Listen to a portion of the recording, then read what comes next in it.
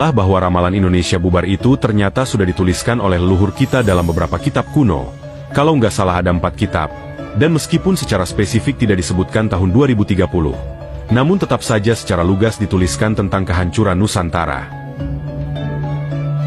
4 kitab yang menyebutkan kehancuran Nusantara tersebut antara lain adalah kitab atau serat Jangka Jayabaya, kemudian kitab atau serat Sabdo Palonoyo Genggong, lalu kitab atau serat Babatanah Jawi, dan terakhir adalah kitab atau serat Darmo Gandul.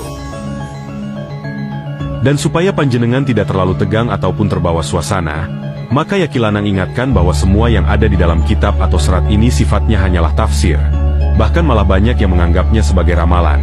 Jadi anggap saja sebagai penambah wawasan. Ramalan Indonesia bubar yang pertama bisa kita lihat pada salah satu bait di kitab Jangka Jayabaya, yang menuliskan tentang datangnya zaman edan. Sebenarnya kalau Ki Lanang cermati, hampir semua isi Jangka Jayabaya sangat relevan dengan keadaan bangsa kita saat ini. Ya ambil contoh syair yang bunyinya sekilan bumi dipajeki atau sejengkal tanah kena pajak. Nah itu jelas sangat relevan dengan kondisi kita sekarang kan, di mana yang namanya pajak itu makin ugal-ugalan. Yang paling relate ya adalah tentang pajak PBB yang naik sekian ratus %, atau kalau mau yang paling konyol ya tentang pajak royalti. Jangan-jangan nanti pas habis nyanyi di kamar mandi, kita juga akan didatangi dan ditagih orang pajak. Namun dari semua ramalan yang dituliskan di serat Jangka Jayabaya, yang paling mewakilkan menurut Ki Lanang ya adalah tentang syair yang membahas tentang datangnya zaman edan, yaitu suatu masa ketika logika sehat manusia itu jadi serba terbalik. Contoh yang sudah terjadi adalah situasi kekuasaan yang tidak lagi berdiri di atas kebenaran melainkan di atas tipu daya. Ya gimana mungkin lur Indonesia yang sedang banjir pengangguran dan PHK saat ini, malah dikatakan semakin turun tingkat kemiskinannya. Kalau dengar itu rasanya mau ketawa tapi juga sekaligus kepingin nangis. Jadi ya coba saja panjenengan bayangkan sebuah negeri di mana pemimpin yang naik itu bukan karena kapasitas tapi karena kelicikan bahkan sekedar balas jasa. Atau bayangkan bagaimana kita sebagai rakyat, justru semakin kehilangan kepercayaan. Karena apa ya? Karena kita tahu bahwa yang culaslah yang selalu selamat sementara yang jujur malah dibungkam. Dalam situasi yang demikian itu, tidak peduli seberapa kuat sebuah negara, lama-kelamaan pasti akan rapuh dan runtuh. Kok bisa runtuh? Ya jelas bisa. Karena yang menyangga sebuah bangsa sejatinya bukanlah senjata, melainkan kepercayaan rakyat kepada tatanan hukum dan moral. Serat Jayabaya juga menyebut bahwa hilangnya keperwiraan laki-laki dan hilangnya kehormatan perempuan adalah tanda simbolis dari runtuhnya nilai-nilai dasar masyarakat. Karena laki-laki tanpa keberanian adalah masyarakat tanpa pelindung, perempuan tanpa kehormatan adalah generasi tanpa masa depan.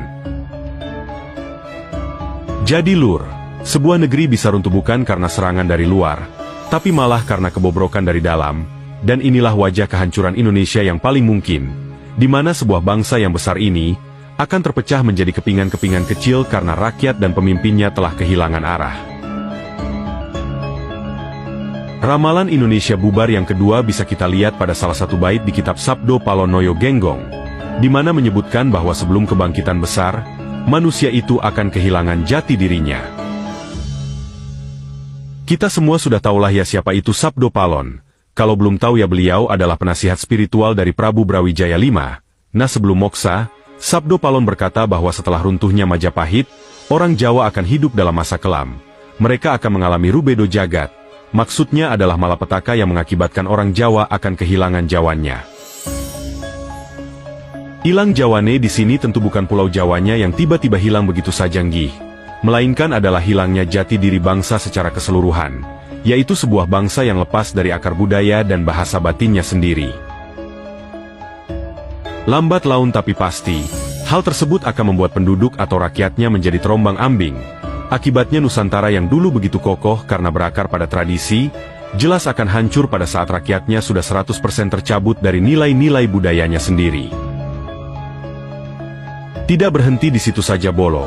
Sabdo Palon bahkan bernubuat bahwa setelah 500 tahun, dia akan kembali lagi, namun bukan dalam wujud fisik, melainkan dalam bentuk kesadaran baru yang membangkitkan kembali marwah bangsa. Tapi lur sebelum kebangkitan itu benar-benar datang, Sabdo Palon menyebutkan akan ada masa di mana Nusantara berada dalam huru hara panjang, yaitu masa ketika negeri ini akan kehilangan arah tanpa kendali, di mana rakyatnya malah akan merasa asing di tanah sendiri. Sehingga kalau menurut Kilanang sendiri, bubarnya negara ya tidak melulu soal perang atau bencana, namun juga bisa tentang hilangnya jati diri yang sejati. Bangsa Indonesia itu sudah ribuan tahun yang lalu punya dalam tanda kutip bajunya sendiri, sehingga jika dipaksa memakai baju bangsa lain, entah akan kekecilan atau malah kebesaran. Nah, jika apa yang dinubuatkan oleh Sabdo Palon itu benar, maka di sini masih akan ada harapan bagi Indonesia untuk kembali berjaya seperti pada masa lalu.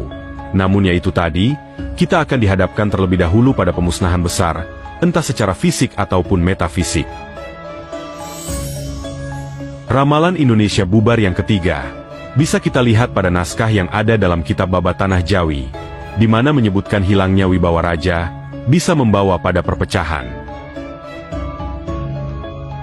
Babat Tanah Jawi adalah catatan sejarah yang bercampur dengan mitos, namun di dalamnya terselip ramalan yang bisa Kilanang bilang lumayan mengerikan, yaitu Nusantara bisa terpecah menjadi kepingan-kepingan kecil. Gambaran itu miripkan dengan kondisi sekarang di mana masyarakat seolah sedang terbelah, salah satunya ya karena masalah ijazah. Dalam sebuah halaman, disebutkan bahwa ketika negara sudah kehilangan wibawa dari rajanya, maka rakyat akan berebut kehidupan. Maksudnya rakyat sudah tidak lagi percaya pada pemimpin sehingga masing-masing kelompok yang akan mencari jalannya sendiri. Disitulah Jawa akan tercerai-berai menjadi pepetan cilik atau pecahan kecil. Babat Tanah Jawi menegaskan bahwa perpecahan itu bisa terjadi karena hadirnya raja tanpa kewibawaan dan kebijaksanaan, juga ditambah dengan rakyat yang berdiri tanpa tatanan. Kok bisa tanpa tatanan Ki? Yaitu tadi karena sudah tidak adanya kepercayaan kepada pusat. Nah, sekarang pertanyaannya adalah, apakah panjenengan percaya dengan pemerintahan yang sekarang? Sekali lagi ini Kilanang cuma nanya lohia bukan menghakimi. Karena kalau menurut Kilanang sendiri, makin kesini kok rasa-rasanya makin ngawur saja. Ngawur di mananya toh Ki? Pasti dulu jagonya kalah pilpres kan? Wah, ini bukan soal kalah menang pilpres lur, namun tentang masa depan bangsa yang sedang dipertaruhkan. Sekali lagi tanyakan saja pada hati nurani masing-masing. Apakah kehidupan berbangsa saat ini makin membaik atau malah makin hancur lebur? Raja atau pemimpin itu harus mampu mewujudkan yang terbaik bagi rakyatnya, dan bukan malah memanjakan orang-orang yang dulu berjasa kepadanya. Jika ingin tahu bagaimana kehidupan rakyat, ya sekali-kali turun ke jalan lihat dengan mata kepala sendiri. Jangan asal percaya dengan data-data para penjilat saja. Nah, yang terakhir tentang ramalan Indonesia bubar ini juga dituliskan dalam kitab atau serat yang namanya Darmo Gandul, yaitu tanah Jawa akan tenggelam dalam Pasulayan.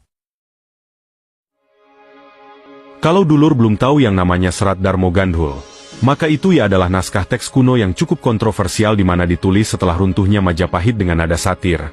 Nah, yang jadi concern, di dalamnya itu ada disebutkan bahwa suatu saat tanah Jawa akan tenggelam dalam Pasulayan atau perselisihan yang tiada henti. Berselisih tiada henti itu maksudnya gimana toh Ki? Ya maksudnya poro penggede atau penguasa itu isinya hanya rebutan power saja. Mereka nggak peduli jika malah rakyat yang menjadi korban. Bahkan ada konten dari sebuah media ternama yang menyebutkan bahwa kemiskinan adalah bisnis bagi sebagian orang.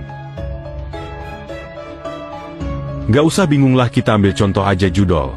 Rata-rata pengguna judol itu ya adalah kaum menengah ke bawah.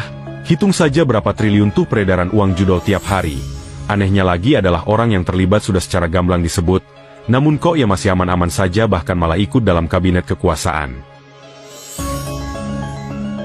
Ketika akhirnya rakyat yang menjadi tiang negara sudah tidak lagi menjadi prioritas juga tidak lagi diperhatikan, maka ya jelas mereka akan hidup dalam penderitaan, kehilangan rasa memiliki, dan akhirnya akan membuang yang namanya rasa kebangsaan. Nah, jika rakyat sudah terlalu muak, maka mereka tidak akan lagi peduli dengan kata Indonesia. Karena apa ya? Karena yang mereka pedulikan hanyalah bagaimana caranya agar tetap bisa bertahan hidup. Kalau panjenengan ingat, apa yang kita bahas saat ini sangat selaras dengan video yang berjudul Ramalan Cupu Panjala. Itu saja yang dapat Kilanang sampaikan tentang beberapa kitab yang bisa dibilang berisi ramalan Indonesia bubar.